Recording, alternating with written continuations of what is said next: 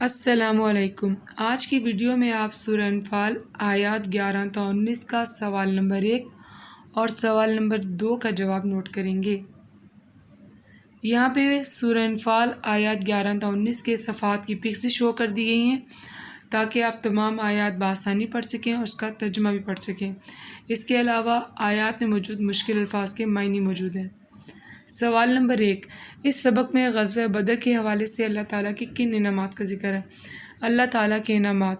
اس سبق میں غزوہ بدر کے حوالے سے اللہ تعالیٰ کے انعامات کا ذکر کیا گیا ہے جو کہ مندرجہ ذیل ہیں۔ رحمت کی بارش۔ گرمی کے باعث مسلمان بہت پریشان تھے، اس لیے اللہ تعالیٰ نے بارش برسائی جس سے مسلمانوں نے وضو کیا، غسل کیا، نماز کی ادائیگی کی۔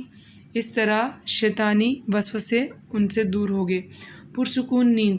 غزوہ بدر کے موقع پر کفار کی تعداد دیکھ کر مسلمانوں کی نیندیں اڑ گئی تھیں، تو اللہ تعالیٰ نے انہیں پرسکون نیند دی تاکہ وہ تازہ دم ہو کر میدان میں جنگ کے لیے آئیں۔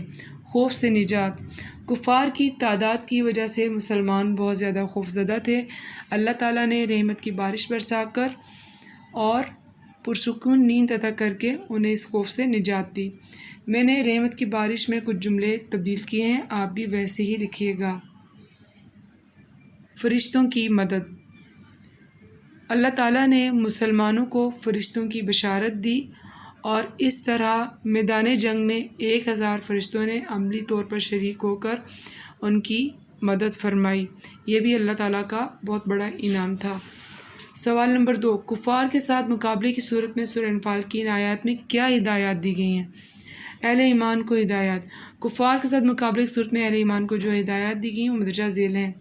پہلی ہیڈنگ ڈالیں گے اللہ پر بھروسہ۔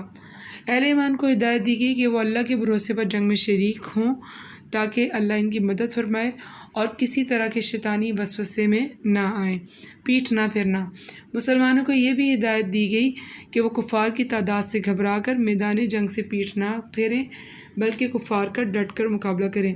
فرشتوں کی مدد میں نے جملے تبدیل کیے ہیں، آپ بھی ویسے ہی لکھیے گا۔ حکمت عملی کے تحت پیچھے ہٹنا۔